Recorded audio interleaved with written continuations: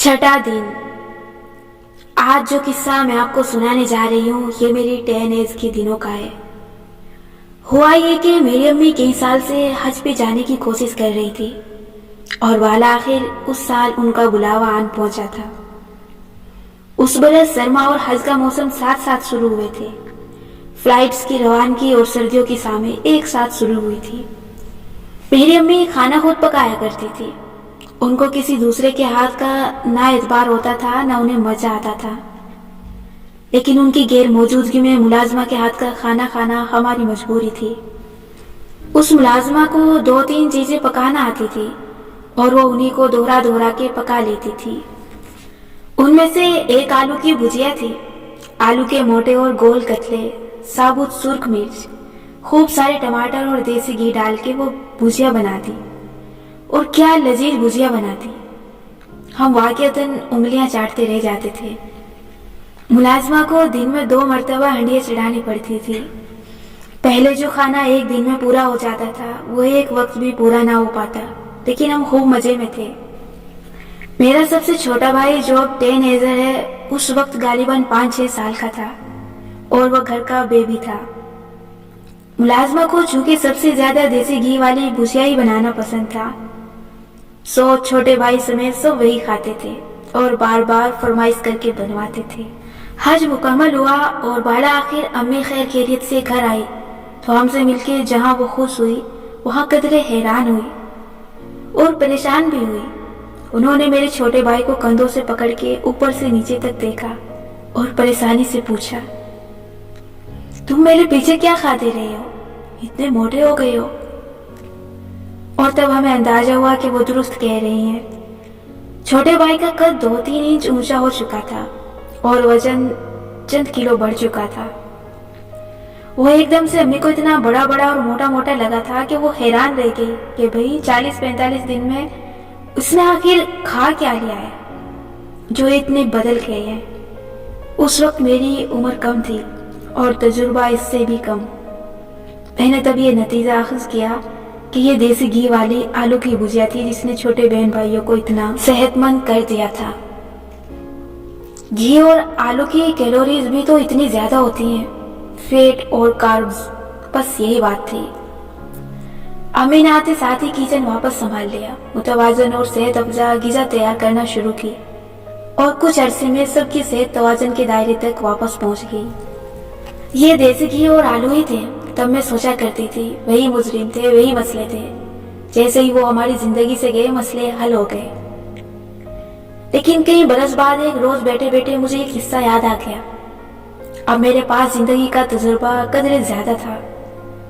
सो ये बात याद आते ही मुझे एहसास हुआ कि मेरे बहन भाइयों का वजन बढ़ाने वाले देसी घी और आलू नहीं थे। मेरी अम्मी खुद भी चिकनाई का इतना ही इस्तेमाल करती हैं जितना वो मुलाजमा किया करती थी। आम हालात में भी ऐसा ही खाना बनता था। अम्मी को खाने का इतना शौक नहीं जितना खिलाने का है। अम्मी की मौजूदगी में भी खाने पे कोई रोक टोक नहीं थी। तभी सब अपनी मर्जी से खूब खाते थे माशाल्लाह, लेकिन उनकी गैर मौजूदगी में ऐसा क्या था जो बदल गया था। बहुत अरसे बाद मेरी समझ में आया कि मसला देसी घी या आलू का नहीं था। फर्क ये था कि हमारे सरों पे माँ नहीं थी। हमारी कोई ऐसी पेरेंटिंग नहीं कर रहा था जो माँ किया करती है। ये काम वाले साहब नहीं कर सकते। अम्मी होती थी तो रोकती टोकती थी, खाना अपनी मर्जी से जितना खाओ, लेकिन इसके अलावा भी हिलो जुलो। ये नहीं कि बिस्तर तोड़ते रहो, इतने बजे उठो, अब नमाज पढ़ो, अब टीवी के आगे से हट जाओ, अब खाना खाओ, अभी खा लो वरना फिर नहीं लगाऊंगी। अच्छा ज्यादा बातें ना बनाओ, और आखिरी हथियार नमाज पढ़ो और सो जाओ। लेकिन हज के इन 40-45 दिनों में हर वक्त की रोक टोक खत्म हो गई। हम सुस्त हो गए, हमारी एक्टिविटी खत्म हो गई। स्कूल कॉलेज चले जाते लेकिन इसके बाद कोई काम ना करते, टीवी या कंप्यूटर के आगे बैठे रहते और जब उससे बोर हो जाते तो खाते थे, खुश होते थे तो खाते थे। हमारे बहुत से काम अधूरे पड़े थे क्योंकि हम सब बस सुस्ती से पड़े रहते थे। कोई हमें अपनी अपनी जगह से उठाने वाला नहीं था। सो इस वाक्य से मैंने ये सीखा कि जब बच्चों के सर पे माँ नहीं होती तो वो कुछ चीजों की ज्यादती और कुछ की कमी का शिकार हो जाते हैं। माँ तवाज़ुन रखती है और माँ नजर रखती है। इस तवाज़ुन और नजर रखने को पेरेंटिंग कहते हैं। میری کہانی یہاں ختم ہوئی. اب آپ کی کہانی کی طرف واپس آتے ہیں. 17-18 سال کی عمر تک ماں باپ آپ پہ روک ٹوک کرتے ہیں، لیکن یونیورسٹی کی عمر تک پہنچ جانے یا شادی ہو جانے کے بعد آپ اتنے بڑے ہو جاتے ہیں کہ کوئی آپ پہ روک ٹوک نہیں کر سکتا. نہ آپ سے کسی کی روک ٹوک برداشت ہوتی ہے. اس عمر میں آپ جو چاہیں کھائیں، جب چاہیں کھائیں. آپ کی مرضی ہے تو کام کریں، نہیں ہے تو نہ کریں. آپ یونیورسٹی یا جاب پہ جائیں یا سارا دن سو کے گزاریں. اس عمر میں اماں ابا کم ہی کچھ کہتے ہیں. نہ ان کے کہنے کا اثر بچپن جیسا ہوتا ہے. وہ جتنا کہہ لے کہ آدھی آدھی رات تک نہ جاگو، موبائل رکھ دو اور صبح جلدی اٹھو، فرق نہیں پڑتا. پھر وہ عموماً کہنا چھوڑ دیتے ہیں. میں اکثر کہتی اور لکھتی ہوں کہ اپنے ہیرو خود بنے، لیکن وہی شخص اپنا ہیرو خود بن سکتا ہے جو پہلے اپنا پیرنٹ خود بننا سیکھے. اپنی ماں بنے، خود پہ روک ٹوک کرے، خود پہ پابندی لگانے کا جگر پیدا کرے، خود کو کام کے لیے اٹھائے، کب کھانے سے ہاتھ روک لینا ہے اور کب ایکسرسائز کے لیے اٹھ جانا ہے. اپنی ذات، کیریئر اور دین کو بہتر بنانے والے کاموں پہ. اس عمر میں کوئی آپ کو مجبور نہیں کر سکتا، کوئی آپ سے یہ کام نہیں کروا سکتا، اور یہ کام نہ ہونے کی صورت میں کوئی آپ کو نقصان سے بچانے بھی نہیں آئے گا. کیا کرنا ہے اور کس سے رک جانا ہے، اپنی پیرنٹنگ آپ نے اب خود ہی کرنی ہے. اس کو کہتے ہیں سیلف ڈسپلن، ری پیرنٹنگ. لیکن ایک یہ کام ہم سے نہیں ہوتا. اسے نہیں معلوم کہ آپ اپنے کاموں اور وقت کو کیسے منظم رکھتے ہیں. لیکن میں آپ کو بتاتی ہوں کہ میں کیا کرتی ہوں. میں ایک رائٹر ہوں اور میں ایک کاروباری بھی ہوں. ایک طرف میرے کام سارا دن نہیں ختم ہوتے، میں ہر وقت ملٹی ٹاسکنگ کر رہی ہوتی ہوں، یعنی ایک وقت میں بہت سارے کام. لیکن دوسری طرف میں شدید سستی کا شکار ہوں. لیکن نہیں، اسے سستی نہیں کہتے، اس کو پروکسٹینیشن کہتے ہیں، یعنی ایک کام کو ٹالنا. میں کچھ کاموں میں خود کو الجھا کے کچھ کو بڑی ڈیٹائی سے ٹالے رہتی ہوں. میں آپ کو اپنی زندگی کی روٹین سے سمجھاتی ہوں کہ پروکسٹینیشن کیا ہوتی ہے. میرا بنیادی کام ایک ہی ہے، لکھنا. میں ایک ناول شروع کرتی ہوں، 4-5 دن میں شدید خوشی سے چند صفحات لکھتی ہوں. پھر ایک دن میں لکھنے بیٹھتی ہوں تو مجھ سے لکھا نہیں جاتا. میں کاغذ قلم رکھ دیتی ہوں. اگلے دن لکھنے کا وقت ہونے لگے تو میں جان بوجھ کے دیر سے اٹھتی ہوں، دیر سے چائے پیتی ہوں. میں ارادتاً وقت ضائع کر رہی ہوتی ہوں تاکہ لکھنے سے بچ لوں. کبھی موبائل اٹھا لیا، کبھی ادھر ادھر ٹہل لیا، کبھی نیٹ فلکس لگا لیا، کبھی انسٹاگرام پہ کتے بلیوں کی ویڈیوز دیکھ لی. میں جان بوجھ کے ورک ٹیبل کے قریب بھی نہیں پھٹکتی. میں اس کو نظر انداز کر کے گزر جاتی ہوں. میرے اندر ایک آواز مسلسل آتی رہتی ہے کہ نمرا، ہمارے کام کا وقت ہو گیا ہے، ہمیں کام کرنا چاہیے، ہم اچھے رائٹر ہیں نمرا، ہم کام کو یوں نہیں ٹالتے. شاباش نمرا، اٹھ جاؤ. میں اس آواز کو انکار نہیں کرتی، اس کو ٹال دیتی ہوں. اس آواز کے بارے میں میتھیو سیگر نے ایک بہت اچھی بات کہی تھی. میتھیو میرا رائٹنگ ٹیچر بھی رہا ہے اور وہ ایک بہت اچھا امریکی شاعر بھی ہے. میں نے اس سے ایک دفعہ پوچھا کہ میں ایسے کیوں کرتی ہوں اور اس رویے سے کیسے بچوں. وہ کہنے لگا کہ میرا استاد کہتا تھا، یہ کوا ہے جو تمہارے کاندھے پہ بیٹھا ہے. یہ کوا ہر وقت کائیں کائیں کر کے تمہارے اندر کے رائٹر کو جگاتا رہتا ہے. تمہیں ہمیشہ اس کوے کی بات ماننی چاہیے. لیکن میں اکثر نہیں مانتی. البتہ میں اس کوے کو انکار بھی نہیں کرتی، بس کہتی ہوں کہ ہاں میں کروں گی، لیکن کچھ دیر بعد. صبح نہیں، دوپہر میں. لیکن پہلے میں کھانا کھا لوں. دوپہر میں نہیں، شام میں. لیکن پہلے میں کافی پی لوں. شام میں نہیں، رات میں. پہلے میں ذرا بزنس اکاؤنٹس چیک کر لوں. شام میں نہیں، رات میں. میں ذرا فرینڈز کی کئی دفعہ دیکھی گئی قسط دوبارہ سے دیکھ لوں. اور پھر رات ڈل جاتی ہے. ایملی برونتے کہتی ہے کہ جو شخص رات کے 10 بجے تک اپنا آدھا کام بھی مکمل نہیں کر پاتا، کبھی امکان ہے کہ وہ دوسرا آدھا اگلے دن کے لیے ادھورا چھوڑ دے گا. جب رات ڈھلتی ہے اور میں پورا دن نہیں لکھ پاتی تو میں اندر سے شدید بیزاری کا شکار ہو جاتی ہوں. اس وقت تک کوے کی آواز ایسی ہو جاتی ہے جسے لمبے ناخنوں سے دیوار کو کھرچا جائے. اف! अगला दिन आ जाता है, मैं दूसरे के काम करती रहती हूँ मगर मैं नहीं लिखती। यहाँ तक कि रात ढल जाती है और मेरा कागज कलम मेरा इंतजार करता रहता है। दिन पे दिन गुजरते जाते हैं, मैं लिखने के करीब भी नहीं जाती। कंधे पे बैठे कौवे का बोझ भारी होने लगता है। रीडर्स कमेंट कर करके कह रहे होते हैं कि अगली किस्त कब आएगी। राइटर वादा करती है तो पूरा क्यों नहीं करती। मेरे एडमिन डरते डरते कहते हैं कि प्लीज किस्त दे दें, लोग हमें मार डालेंगे। मैं इस बात का जवाब ही नहीं देती, या कह देती हूँ कि मुझसे नहीं लिखा जा रहा। हालांकि सच ये कि मैं खुद नहीं लिख रही होती। और यूं हर गुजरते दिन के साथ कौवे की चीख व पुकार बढ़ती जाती है। गुजरता हुआ वक्त हाथ से नहीं फिसल रहा होता, वो इस कौवे के हलक में गिरता जाता है और इसकी आवाज को मजीद खौफनाक कर देता है। यूं लिखने का काम अपने हजम से कहीं बड़ा मालूम होने लगता है। इसी तरह मेरी ये टालने की आदत हर चीज के साथ मुंसलिक है। कभी ये सिर्फ अपना कमरा दुरुस्त करने तक होती है। एक तरफ मैं बहुत सफाई पसंद हूँ और अपने इर्द गिर्द हर शय ऑर्गेनाइज्ड रखती हूँ। दूसरी तरफ अगर मेरे ऊपर कोई फेज आया हो तो मैं 3-3 दिन कमरा दुरुस्त नहीं करती, या जैसे मेहमान आए कमरा अच्छे से सेट किया मगर वो गए तो 2 गिलास मेंटल सेल्फ पे रखे रह गए। गिलास शीशे के थे, मुलाजमा को ना कहो तो वो उठाएगी नहीं। अब वो गिलास 3 दिन वहीं पड़े रहेंगे क्योंकि मेरा दिल नहीं चाह रहा कि मैं उठूं और इनको उनकी जगह पे रखूं। ये सुस्ती पढ़ाई करने पे भी होती है। मुझे यूनिवर्सिटी की तालीम मुकम्मल किए अरसा हो गया है, लेकिन मैं होन्यूज कोई ना कोई कोर्स पढ़ती रहती हूँ। मैं अपनी निसाबी असाइनमेंट तब तक तैयार नहीं करूंगी या तजवीज करदा कुतुब तब तक नहीं पढ़ूंगी जब तक आखिरी तारीख नहीं आ जाएगी। और फिर रात 12 से पहले जो रफ्तार पकड़ती हूँ तो बस। इसी तरह कई दिन लिखने को टालने के बाद एक सुबह मैं नींद से जागूंगी और मुझे मालूम हुआ कि मुझे क्या करना है। मैं वक्त पे किचन में जाऊंगी, गर्मा गर्म कॉफी बनाऊंगी, अपनी राइटिंग काउच पे बैठूंगी और कलम कागज पकड़ के सफ़े ख्वाले करती जाऊंगी। और उस दिन मुझे लगता है अरे बस इतना सा काम था और मैंने इतने दिन लगा दिए, ये तो हो भी गया और यूं सारा बोझ उतर जाएगा, सारी टेंशन खत्म हो जाएगी। कुछ दिन मैं ऐसे ही लिखूंगी और फिर अचानक से मैं लिखना छोड़ दूंगी।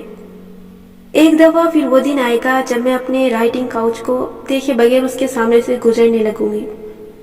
मैं काम टालने लगूंगी और प्रोक्रेस्टिनेशन का ये चक्कर कभी खत्म नहीं होगा। इसकी क्या वजह है? मैं प्रोक्रेस्टिनेट क्यों करती हूँ? क्यों आखिरी वक्त तक टालती रहती हूँ काम को? क्योंकि इन कामों को करने के लिए मुझे मेरे माँ बाप या उस्ताद मजबूर नहीं कर सकते। उम्र के इस हिस्से में पहुंच के मुझे कोई सख्ती से या जोर जबरदस्ती से काम नहीं करवा सकता। ये दिल से करने वाले काम है, ये मेरे अपने भले के लिए है। इनको करने के लिए मुझे अपना पेरेंट खुद बनना है, मुझे अपने आप को खुद उठाना है, मुझे खुद को खुद मोटिवेट करना है। कैसे? मैं कई बरस तक अपने इस रवैये से परेशान रही थी। फिर एक दिन मैंने मेल रॉबिन्स की एक वीडियो देखी। मैं उससे पहले किसी मोटिवेशनल स्पीकर को फॉलो नहीं करती थी, लेकिन मेल एक ऐसी औरत है जिसकी एक 3 मिनट की वीडियो देख के मैं उठी और अपने सारे अधूरे काम करने लगी। मैं पिछले काफी अरसे से मेल को फॉलो कर रही हूँ। उसके अल्फाज हमेशा मेरे ऊपर असर करते हैं। मेल रॉबिन्स से मैंने सेल्फ हेल्प के सफर में बहुत कुछ सीखा है। मैंने बाद में मेल का एक कोर्स भी लिया जिसने मुझे बहुत कुछ सिखाया। मेल से मैंने ये सीखा कि इंसान के दिमाग के 2 हिस्से हैं। एक मुसलसल ऑटो पायलट पे है, यानी वो एक रूटीन में बिना सोचे समझे काम कर रहा होता है। जैसे कोई चाय का मग सामने रखते आप ख्यालों में गुम उसके घूंट भरते जाएंगे। आप चाय की तरफ मुतवज्जह नहीं है, लेकिन अगर आपके मुंह में इलायची आएगी तो आप बिना सोचे समझे उसको निकाल के पिर्च पे रख देंगे, जैसे हमेशा करते थे। आप ड्राइव करके कहीं जा रहे हैं, आप सोच में गुम हैं, आप ठीक ठीक मोड़ मुड़ जाएंगे, लेकिन आपको याद नहीं रहेगा कि रास्ते में आपने क्या देखा, क्योंकि एक काम की आपकी इतनी आदत बन चुकी है कि आप मशीनी अंदाज में ऑटो पायलट मोड पे उसे किए जाते हैं। इंसान के दिमाग का दूसरा हिस्सा मेल के मुताबिक इमरजेंसी ब्रेक है। جب بھی آپ اپنی نارمل روٹین سے ہٹ کے کچھ نیا کرنے لگیں گے تو آپ کا ذہن فوراً سے ایمرجنسی بریک کھینچ دے گا. نہیں، آج نہیں لکھا جا رہا، آج مشکل لگ رہا ہے، آج دل نہیں چاہ رہا کام کا. اور چونکہ ہمیں آٹو پائلٹ پسند ہے تو ہم بس اپنے آٹو پائلٹ پہ رہیں گے، روٹین کے کام کرتے جائیں گے. اور وہ مشکل کام جو ہم نے کرنا تھا، وہ انوکھا کام جو آسان نہیں تھا، وہ ہمارا دماغ ہمیں نہیں کرنے دیتا، کیونکہ اسے راحت پسند ہے، اسے آرام پسند ہے. وہ ایمرجنسی بریک کھینچ دیتا ہے اور آپ اس کے تابع ہو جاتے ہیں. اور ہم سے زبردستی کون کام کروا سکتا ہے؟ ہمارے ماں باپ. ہمارا تو دل ہی نہیں چاہتا تھا فون یا ٹی وی چھوڑنے کو. ہمارا دل چاہتا تھا کہ اسکول سے چھٹی کر لیں، لیکن ماں باپ زبردستی بھیجا کرتے تھے. لیکن بڑے ہونے کے بعد آپ کو اپنا پیرنٹ خود بننا پڑتا ہے.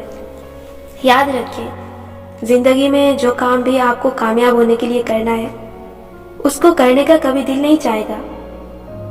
کس کا دل صبح جلد اٹھنے کو چاہتا ہے، کس کا دل محنت کرنے کو چاہتا ہے. روٹین میں محنت کرنا بہت بورنگ ہے، لیکن ہمیں ہمیشہ اپنے دماغ کو آٹو پائلٹ موڈ سے نکال کے اسے اس کام کو کرنے کے لیے فورس کرنا پڑتا ہے جو اسے مشکل لگ رہا ہے. لیکن ابھی میں نے کہا کہ دماغ ایمرجنسی بریک کھینچ دیتا ہے. پھر کیا کریں؟ اپنے نفس کو کیسے اپنے تابع کریں؟ یہاں پہ میں نے ایک اصول سیکھا ہے میل رابرنس سے، جو میرے بہت کام آیا. میں آج وہ آپ کو سکھانے جا رہی ہوں. آپ کا دماغ آٹو پائلٹ موڈ سے ایمرجنسی بریک میں جانے کے لیے 5 سیکنڈ لیتا ہے. جیسے آپ سڑک پہ اپنے خیالوں میں گم ڈرائیو کرتے جا رہے ہیں اور اچانک سامنے کوئی بلی آ جائے تو آپ کو بریک لگانے میں 5 سیکنڈ لگیں گے. جب صبح آپ کا الارم بجتا ہے اور آپ آٹو پائلٹ موڈ میں ہیں، یعنی سو رہے ہیں اور الارم سن کے اٹھنے کا ارادہ کرنا چاہتے ہیں، تو آپ کا دماغ فوراً ایمرجنسی بریک کھینچتا ہے. نہیں، ابھی تھوڑا اور سو جاؤ، چھوڑو باقی چیزوں کو. اور آپ الارم سنوز کر کے سو جاتے ہیں. لیکن اگر آپ غور کریں تو آپ کے مجھے اٹھ جانا چاہیے، اس سے نہیں، ابھی تھوڑا اور سو جاتا ہوں، کہ فیصلے کے درمیان میں 5 سیکنڈ گزرتے ہیں. جب انسان کوئی نیا فیصلہ کرتا ہے اور اس پہ 5 سیکنڈ میں عمل نہیں کرتا تو اس کا دماغ ایمرجنسی بریک کھینچ دیتا ہے اور وہ واپس اپنے آٹو پائلٹ میں چلا جاتا ہے. ہم نے یہ 5 سیکنڈ ضائع نہیں کرنے. جیسے ہی الارم بجے آپ نے کہنا ہے 5 4 3 2 1 گو، اور آپ اٹھ جائیں. آپ یقین کریں آپ اٹھ جائیں گے، کیونکہ آپ نے اٹھنے کے فیصلے پہ نظر ثانی کے لیے 5 سیکنڈ نہیں لیے. آپ نے اپنے نفس کو سوچنے کا موقع ہی نہیں دیا. یہ 5 سیکنڈ کا اصول میل رابرنس نے دریافت کیا تھا اور اس نے دنیا بھر کے ہزاروں لاکھوں لوگوں کی زندگیاں مزید کارآمد بنائی ہیں. کلیہ یہ ہے کہ جب بھی کسی کام کا ارادہ کریں، اس پہ 5 سیکنڈ میں عمل کریں. الماری بری لگ رہی ہے، اس کو درست کر لیتی ہوں، سوچنے کے بعد فوراً اٹھ جائیں. اگر آپ نے اپنے ذہن کو 5 سیکنڈ دے دیے نا تو وہ کہے گا چھوڑو، ابھی دل نہیں چاہ رہا، کل کر لوں گی. اور وہ کل پھر کئی دن تک نہیں آئے گی. لیکن اس کے باوجود پروکریسٹینیشن کا چکر کچھ دن بعد پھر سے شروع ہو جاتا ہے. پہلے میں اپنے اس رائٹرز بلاک سے بہت تنگ تھی، اس سے لڑا کرتی تھی، اس پہ پریشان ہوتی تھی. اب نہیں ہوتی. اب میں نے جان لیا ہے کہ پروکریسٹینیشن زندگی کا حصہ ہے. یہ ہمیشہ ہمارے ساتھ رہے گی. یہ کوا ہمیشہ کندھے پہ بیٹھا بولتا رہے گا. یہ بوجھ سر پہ ہر روز بڑھتا جائے گا. کبھی ایکسرسائز نہ کرنے کا گلٹ، کبھی اسائنمنٹ نہ بنا سکنے کی ٹینشن، کبھی ٹیسٹ کی تیاری نہ کرنے کا بوجھ. یہ سب ساتھ رہے گا. اور یہ سارے وزن کو اٹھائے ہم ڈیٹائی سے انسٹاگرام پہ کتے بلیاں دیکھتے رہیں گے. ہم پروکریسٹینیشن کو اپنی زندگی سے نہیں نکال سکتے. ہمارے کچھ دن کارآمد اور کچھ دن بیکار ہی رہیں گے. کارآمد یعنی پروڈکٹیو دنوں میں ہم اپنا کام یا پڑھائی وغیرہ بہت اچھے سے کر رہے ہوتے ہیں، اور نان پروڈکٹیو دنوں میں ہم مجنوں بنے پھرتے ہیں. اس حقیقت کے ساتھ ہمیں رہنا ہے کہ سال کے 365 دن کارآمد نہیں ہو سکتے. ہر روز آپ کا دماغ ایک جیسا زرخیز نہیں ہو سکتا. دماغ کو بھی کچھ دن کا ریسٹ چاہیے ہوتا ہے. ہم پروکریسٹینیشن کو اپنی زندگی سے نہیں نکال سکتے، لیکن ہم ایک دوسرا کام کر سکتے ہیں. ہم آئندہ اس بیکار دورانیے کو کسی دوسرے کام میں صرف کر سکتے ہیں. जो हमने कौवे की काय काय सुन के खुद को मलामत करते गुजारना है। हम कामों को क्यों टालते हैं? किसी काम को उसके बोझ की वजह से नहीं टाला जाता, ना इसलिए कि वो मुश्किल है। अगर हमारे काम मुश्किल होते तो कैसे हम एक दिन अचानक उनको कर लेते हैं। काम मुश्किल है, ना वक्त तलब, काम दिलचस्प है। इसमें आपका फायदा भी है। आप इतने मैच्योर हैं कि अपना अच्छा बुरा समझ सकें, फिर भी आप उसे नहीं कर पा रहे। क्यों? क्योंकि आपको किसी दूसरी चीज का स्ट्रेस है, कोई जहनी दबाव है जो आपके दिमाग को जकड़े हुए है। यही सुस्ती पैदा करता है, यही आपसे आपके काम को टालने को कहता है। इसी के बाद आपका दिल नहीं चाहता कि आप अपना काम या पढ़ाई करें। आपको अपना काम पसंद है, बल्कि इससे इश्क है, लेकिन किसी दूसरी चीज ने आपको इतना बोझल कर रखा है कि आप पे बेजारी छाई रहती है।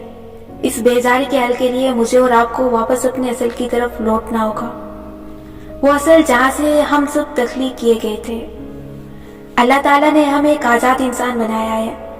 अल्लाह की किताब ने हमें माजी के गम और मुस्तकबिल के खौफ से निकलना सिखाया है।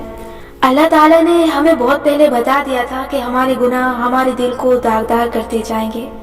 हर रोज हम अपने गुनाहों की कचड़ी के साथ नमाज के लिए अल्लाह के सामने हाजिर होंगे और अल्लाह के आगे झुकने से वो गठड़ी गिर जाएगी। आप कहेंगे कि वो गठड़ी तो गुनाहों की गठड़ी होती है, और यहाँ बात हो रही है जहनी दबाव की, और जहनी दबाव एक बिल्कुल मुख्तलिफ चीज है। आपकी बात बिल्कुल दुरुस्त है। स्ट्रेस, टेंशन या डिप्रेशन का ये मतलब नहीं होता कि हम बुरे हैं या हम गुनाहगार हैं, या अगर हम दीन पे चलने लगे तो हम बिल्कुल ठीक हो जाएंगे। ऐसा नहीं हो सकता। ये हमारे दिल के रोग हैं। वो उलमा जो कहते हैं कि डिप्रेशन या स्ट्रेस कुछ नहीं होता, सब दीन से दूरी का नतीजा है, वगैरह वगैरह, वो गलत कहते हैं। ऐसा नहीं होता। ये चीजें दीन से अलग हैं। ये ऐसे ही हैं जैसे बुखार। बुखार ना काफिर को देखता है ना मुसलमान को, बस हो जाता है। तो फर्क क्या है? फर्क यह है कि अल्लाह ताला के सामने झुकना आपको इन चीजों से निकलने का रास्ता दिखाता है। दुआ मांगने से दिमाग का बोझ शायद दूर ना हो, लेकिन दुआ मांगने से अल्लाह आपको ऐसा तरीका सुझा देता है जिसके जरिए आप अपने मौजूदा मसले का हल तलाश कर सकें। नमाज और कुरान आपके गम खत्म नहीं करेंगे, लेकिन वो आपको ईमान देंगे। मैं जानती हूँ कि नमाज पढ़ते हुए जो गठड़ी आपके सर से गिरती है वो गुनाहों की होती है, लेकिन बोझ तो बोझ होता है। स्ट्रेस भी एक बोझ है। क्या मालूम नमाज पढ़ने से किसी हद तक स्ट्रेस की गठड़ी भी गिर जाती हो। आप अपने कामों को सिर्फ तब शुरू कर सकते हैं जब आपका ज़हन स्ट्रेस से आज़ाद होगा। स्ट्रेस एक बोझ है और सिर्फ अल्लाह ताला दुखी दिलों के बोझ को हल्का कर सकता है। कुरान में अल्लाह ताला ने सूरह नशरा में वादा किया है कि वो अनकरीब आपके बोझ को आपके ऊपर से हटा देगा। ये वादा हर उस शख्स से है जो कुरान खोल के वो आयत पढ़ता है। मुझे लगता है कि आप कुरान में से कब और क्या पढ़ रहे हैं, ये सब कुछ पहले से ही तय किया जा चुका है। आप कुरान खुद नहीं पढ़ते, ये पढ़वाया जाता है। इसमें आपके लिए तसल्ली भेजी जाती है। आप जो भी पढ़ेंगे वो आपको इस वक्त मदद देगा। तो ये जो आपकी और मेरी सुस्ती की काम को टालने की आदत है ना, इससे निकलने के लिए पहली चीज तो नमाज है। इसलिए कि नमाज आपको जबरदस्ती उठाती है। अजान सुनते ही आप जो भी कर रहे हो, आपको उसे छोड़ के अल्लाह की खातिर उठना पड़ता है। नमाज आपको एक डिसिप्लिन में लाती है। आपको अपने नफ्स इमरजेंसी ब्रेक को मार के खुद को एक रूटीन का पाबंद करना सिखाती है। नमाज एक तरह से आपकी पेरेंटिंग करती है। एक और चीज जो नफ्स को मारने में शदीद है, यानी इसको अपने कंट्रोल में करने में मदद देती है, वो है सुबह जल्द उठना। सूरह मुजम्मिल में आता है कि रात में उठना यानी फजर से पहले अंधेरे के वक्त उठना शदीद है नफ्स को मारने के लिए, और बेहतरीन वक्त है कुरान पढ़ने के लिए। आप दुनिया के कामयाब तरीन इंसानों को देखें, चाहे वो मुसलमान हैं या किसी दूसरे मजहब के पैरोकार, मगर वो अपने अपने फील्ड में तरक्की के झंडे गाड़ रहे हैं। जानते हैं वो सब आपको क्या बताएंगे कि वो सुबह 4 बजे उठ के अपना काम शुरू करते हैं। आप बड़े बड़े राइटर्स के इंटरव्यू सुने, वो 4 बजे अपनी कॉफी बना के अपनी राइटिंग टेबल पे बैठते हैं। सुबह का उठना कामयाबी के लिए ऐसे है जैसे गाड़ी चलाने के लिए उसमें तेल डलवाना। पानी से गाड़ियां नहीं चलती। देर से उठने वाले कामयाब नहीं हुआ करते। اب یوں سمجھے کہ آپ ایک ایسی روٹین کا حصہ بن چکے ہیں جو آپ کو سست بنائے ہوئے ہے. آپ سے کام نہیں ہو رہے, آپ ہر روز اہم کام کو ٹالے جا رہے ہیں. تو سب سے پہلے آپ نے یہ نہیں کرنا کہ خود کو زبردستی مجبور کریں کام کے لیے. نہیں, اپنے آپ کو کوسنا نہیں ہے, خود پہ سخت نہیں ہونا. ہو جاتا ہے, ایسے سب کے ساتھ ہوتا ہے. اب تک جتنا ہو گیا سو ہو گیا, اس کو معاف کر دیں. سب سے پہلے آپ نے اپنے آپ کو ایک کرسی پہ بٹھانا ہے اور اپنے اندر کے انسان کو اپنے سامنے بٹھانا ہے. ہم کوئی کام اس لیے ٹال رہے ہوتے ہیں کیونکہ ہم خود سے جھوٹ بول رہے ہوتے ہیں, سچ کہنے کی ہمت نہیں ہوتی. اصل وجہ تک پہنچنے سے خوف آتا ہے, شرمندگی ہوتی ہے. میں جب رائٹرز بلاک کا شکار ہوتی ہوں تو میں خود سے سچ نہیں بول رہی ہوتی. میں کہتی ہوں کہ میرا وہ دل نہیں چاہ رہا. حقیقت یہ ہوتی کہ مجھے اپنے کام پہ یقین نہیں ہوتا. ناول کا جو باب میں لکھنے جا رہی تھی اور جس سین پہ میں اٹک گئی تھی وہ اتنا اچھا نہیں تھا, وہ مضبوط نہیں تھا, اس میں مزہ نہیں آ رہا تھا. اور میں خود سے یہ اعتراف نہیں کر سکتی کہ میں ناکام ہو رہی ہوں, سو میں لکھتی ہی نہیں ہوں. میرے اکثر اوقات رائٹرز بلاک یوں کھلتے ہیں جب میں اپنی کہانی کو بدلتی ہوں یا اس باب میں کوئی ایسی اہم تبدیلی لاتی ہوں. پھر ایک دم سے میں ایکسائٹیڈ ہو جاتی ہوں اور فٹافٹ صفحے کالے کرتی جاتی ہوں. آپ نے پہلے خود سے سچ بولنا ہے. کیا وجہ ہے جو میں اس کام کو نہیں کرنا چاہتی؟ اصل مسئلہ کیا ہے؟ اللہ تعالیٰ قرآن میں فرماتا ہے کہ انسان اپنے آپ کو سب سے بہتر جاننے والا ہے. آپ تنہائی میں بیٹھ کے خود سے بات تو کریں, آپ فوراً جان لیں گے کہ مسئلہ کیا ہے. پھر اگلا اسٹیپ, آپ نے خود کو معاف کرنا ہے. خیر ہے, ہو جاتی ہے سستی, ہو جاتے ہیں یہ سارے مسئلے. آپ انسان ہیں, آپ مشین نہیں ہیں. کریٹیو کام تو ویسے ہی کسی فریم ورک میں قید کر کے نہیں کیا جا سکتا. نان کریٹیو کام کیا جا سکتا ہے. لیکن خیر ہے, جو ہو گیا سو ہو گیا. خود کو کوسنا اس کا حل نہیں ہے. بس آپ نے خود کو معاف کرنا ہے اپنی ساری سستی اور کاہلی کے لیے, اور اگلے قدم کی طرف بڑھنا ہے. اگلے قدم ہے صبح جلد اٹھنا. آپ خود سے کہیں کہ کل سے میں نے جلد اٹھنا ہے. قرآن میں آدھی رات میں اٹھنے کا ذکر ہے, یعنی تہجد کے لیے اٹھنا. اتنے نیک تو نہ آپ ہیں نہ میں. تہجد کے لیے ہم اٹھنے والے ہوتے تو آج آدھی دنیا فتح کر چکے ہوتے. اس لیے جو آپ اگلے 27 دن میرے ساتھ کرنے جا رہے ہیں کل سے, وہ ہے صبح میں جاگنا. فجر آپ پڑھتے ہیں یا نہیں پڑھتے, یا پڑھ کے سو جاتے ہیں, اس پہ میں آپ کو کوئی نصیحت نہیں کروں گی. مسلمان کو نماز کی نصیحت کیا کی جائے؟ اس کے بغیر تو انسان مسلمان ہی نہیں ہوتا. امید ہے کہ پڑھتے ہوں گے, لیکن اگر آپ دیر سے اٹھنے کے عادی ہیں تو آپ یقیناً دیر سے سوتے ہوں گے. سو آپ کو اپنی روٹین فکس کرنی پڑے گی. اس کا طریقہ یہ ہے کہ آپ جس وقت جاگتے ہیں, مثلاً دوپہر کے 12 بجے, کل آپ نے اس سے 2 گھنٹے پہلے جاگنا ہے, یعنی 10 بجے. اور آپ نے زبردستی خود کو بیڈ سے اتارنا ہے. ایک دم سے آپ صبح 6 بجے نہیں اٹھ سکتے. آہستہ آہستہ عادت بنائیں اور ہر روز وقت 1 گھنٹہ پیچھے لے کر جائیں. جیسے ہی الارم بجے آپ نے 5 سیکنڈ تک گننا ہے اور اٹھ جانا ہے. آپ صبح جلد نہیں اٹھ سکتے اگر رات کو جلدی نہ سوئیں. رات 10 بجے آپ کو بستر میں ہونا چاہیے. اور اگر رات کو موبائل استعمال کرنے کی عادت ہے, یہ ڈرامے وغیرہ دیکھتے ہیں, تو اس کام کو دوپہر لنچ کے بعد رکھ لیں. دوپہر میں آپ نے نہیں سونا, پورا دن خود کو تھکانا ہے. تب رات 10-11 بجے نیند آئے گی.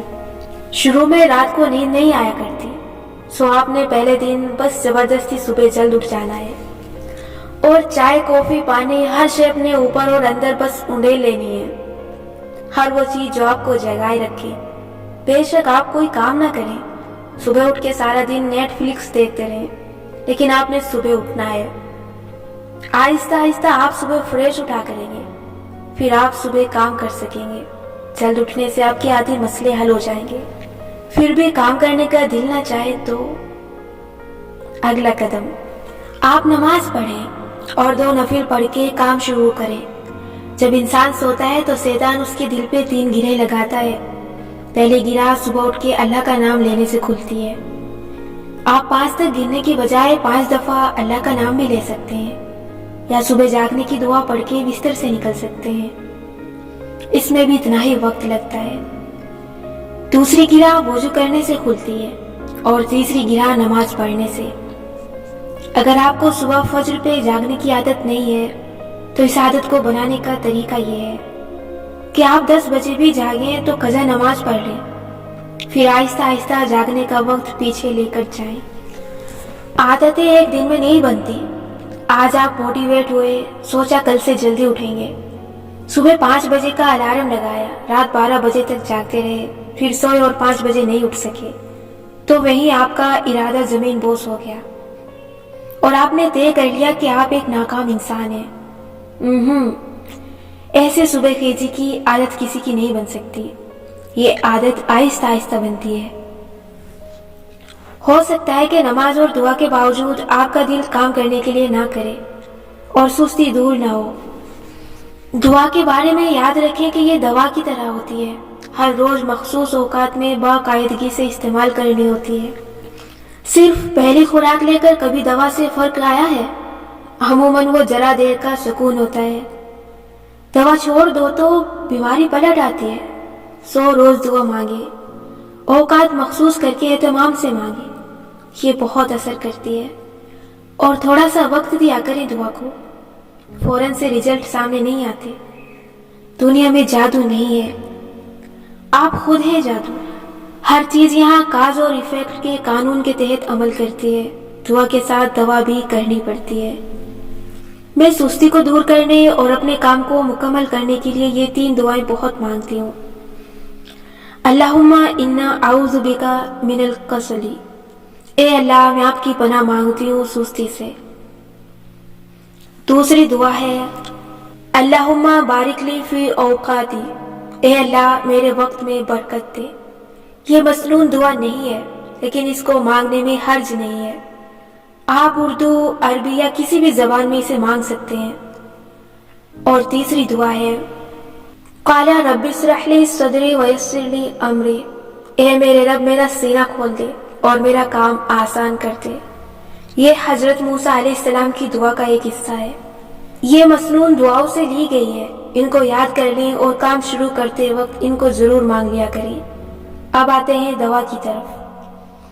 میرے ایک استاد نے مجھے بتایا تھا کہ جب جسمانی مشقت کا کام نہ ہو پا رہا ہو تو ذہنی مشقت والا کام کیا کرو، جب ذہنی کام نہ ہو رہا ہو تو ان دنوں جسمانی کام کیا کرو۔ سو جب مجھے ذہنی بلاک آتا ہے تو میں جسمانی مشقت کا کام کرنے لگ جاتی ہوں۔ برتن دھونا بہترین کام ہے، یہ تو خیر ایک تھراپی ہے، یا اپنا باتھ روم دھونا، یا اپنا کمرہ صاف کرنا، یا پودوں کو پانی دینا۔ مجھے اپنے ناولز کے بہترین آئیڈیاز برتن دھوتے، ڈسٹنگ کرتے اور ٹیرس پہ وائپر چلاتے ہوئے آئے ہیں۔ صرف صبح اٹھنا فائدہ مند نہیں ہے، یہ بھی اہم ہے کہ آپ کیسے جاگتے ہیں۔ آپ کی ایک مارننگ روٹین ہونی چاہیے۔ میں کئی برس تک صبح جلد اٹھتی تھی، پھر 2-3 سال کے لیے میں شدید ڈپریشن میں چلی گئی تو میں دیر سے جاگنے لگی۔ جب میں واپس اپنی صبح کی روٹین پائی تو میں نے صبح کرنے کا پہلا کام وہ طے کیا جو مجھے خوشی دیتا تھا، جیسے کافی کے ساتھ کتاب پڑھنا۔ سو میں صبح جاگنے کے لیے ایکسائٹیڈ ہوتی تھی، سر پہ بوجھ نہیں ہوتا تھا۔ میں صبح اٹھتی اور فریش ہو کے کافی کے ساتھ تھوڑی دیر کے لیے ریڈنگ کر لیتی، پھر اپنے دن کا آغاز کرتی۔ ایک بات یاد رکھیں، صبح اٹھ کے آپ نے اسکرین کا لمبا استعمال نہیں کرنا، اسکرین سے خود کو دور رکھنا ہے۔ میسیجز چیک کیے، اسٹوریز دیکھ لی، بہت ہے۔ جتنا زیادہ آپ صبح اسکرین دیکھیں گے آپ کا ذہن ریلیکس حالت میں چلا جائے گا، آپ کی تخلیق صلاحیت مر جائے گی اور آپ سستی کا شکار ہو جائیں گے۔ فون آپ نے اس وقت دیکھنا ہے جو سستانے کا وقت ہے، یعنی صبح اٹھ کے ڈرامے نہیں دیکھنے لگ جانا۔ ہم پروکریسٹینیٹ کرتے ہوئے اصل میں کس چیز کو ٹال رہے ہوتے ہیں؟ صرف اس کام کو نہیں بلکہ اس کام کو شروع کرنے کے عمل کو۔ آپ نے نوٹ کیا کہ جس دن ہم اس کو شروع کر لیتے ہیں ہم بہت مزے سے اس کو اینڈ بھی کر لیتے ہیں، بس ایک شروع کرتے ہوئے موت پڑتی ہے نا؟ تو اب آپ نے وہی موت نہیں پڑنے دینی۔ آپ نے سستی اور کام کے پہلے قدم کے درمیان فاصلے کو کاٹنا ہے۔ کیسے؟ میں نے میل رابنس سے سنا تھا کہ اس کا طریقہ یہ ہے کہ اپنے آپ کو بتائیں کہ بس میں 5 منٹ کے لیے یہ کام کروں گا، پھر چھوڑ دوں گا۔ لمبا چوڑا کام کرنے کے بجائے صرف 5 منٹ کے لیے کام کرنے پہ خود کو مجبور کریں۔ ایک دفعہ آپ نے کام شروع کر دیا تو آپ آخر تک جائیں گے، لیکن اگر آپ آج صرف 5 منٹ کے لیے بھی کام کر کے اٹھ جائیں تو بھی اچھا ہے۔ کم از کم ایک رکاوٹ آپ نے عبور کر لی۔ صبح جاگنے کے لیے اہم چیز ہے جلد سونا۔ آپ کو اگر جلد سونے کی عادت نہیں تو سونے سے پہلے خوب ساری واک کریں یا کسی کمرے کی صفائی کریں، جسمانی مشقت والے کام سے خود کو تھکائیں، اچھی نیند آئے گی۔ اگر آپ ہر روز سورج کو طلوع ہوتے نہیں دیکھتے، اگر آپ صبح کی تازگی میں باہر جا کے نہیں بیٹھتے، اگر آپ صبح کے جامنی آسمان تلے دعائیں نہیں مانگتے، تو آپ کی زندگی آہستہ آہستہ جنگ آلود ہونے لگے گی۔ آپ کو اس عمر میں کوئی کچھ کرنے پہ مجبور نہیں کر سکتا۔ اب نہیں کریں گے تو کب کریں گے؟ کتنا عرصہ مزید اپنی زندگی ضائع کریں گے؟ کل سے نہیں، آج سے، ابھی سے تبدیلی کے سفر کو شروع کرتے ہیں۔ الارم لگائیں اور 5 سیکنڈ کے اس دورانیے کو فتح کر لیں، پھر اللہ کا نام لیں اور اٹھ جائیں۔ اللہ کے نام کے ساتھ جو بہت مہربان ہے، بار بار رحم کرنے والا ہے۔ آج کی مشق، اپنے اگلے 24 گھنٹوں میں کرنے والے کاموں کی فہرست بنائیں۔ کچھ کام ارجنٹ ہوتے ہیں جنہیں کل کرنا لازم ہے، کچھ کام اہم ہوتے ہیں جو ارجنٹ نہیں ہوتے لیکن ان کو زیادہ دن تک ٹالا بھی نہیں جا سکتا، اور کچھ کام غیر اہم ہوتے ہیں جو فوری کرنے کی ضرورت نہیں۔ اگلے چند گھنٹے آپ نے اس فہرست کو بار بار دیکھنا ہے۔ سب سے پہلے ارجنٹ کام ختم کریں، پھر اہم کی طرف آئیں، اور اگر وقت بچ جائے تو غیر اہم کریں، لیکن آپ نے اپنے کل کے کام اسی ترتیب سے کرنے ہیں۔ آج کے سوالات۔ آج کل ایسا کیا کام ہے جس کو آپ ٹالتے جا رہے ہیں؟ کیا آپ اکثر ڈیڈ لائن کے قریب جا کے کام شروع کرتے ہیں؟ اگر ہاں تو آپ ایسا کیوں کرتے ہیں؟ کیا آپ کسی سے ملاقات کے لیے ہمیشہ دیر سے پہنچتے ہیں؟ اگر ہاں تو ایسی کیا چیز ہے جس کے باعث آپ کو دیر ہو جاتی ہے؟ کیا آپ اپنے پروجیکٹس، ہوم ورک اور اسائنمنٹس کو آخری رات مکمل کرتے ہیں؟ اگر ہاں تو کیوں؟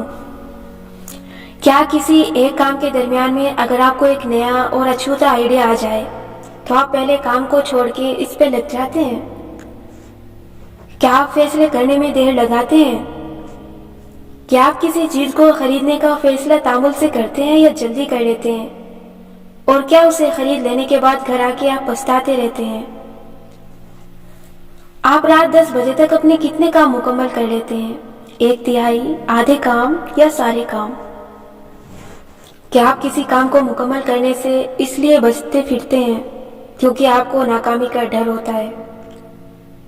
کیا آپ کاموں کو اس لیے ٹالتے ہیں کیونکہ آپ کو ہر کام میں پرفیکشن چاہیے، اور اگر پرفیکشن نہ ملے تو آپ کا کام میں دل نہیں لگتا؟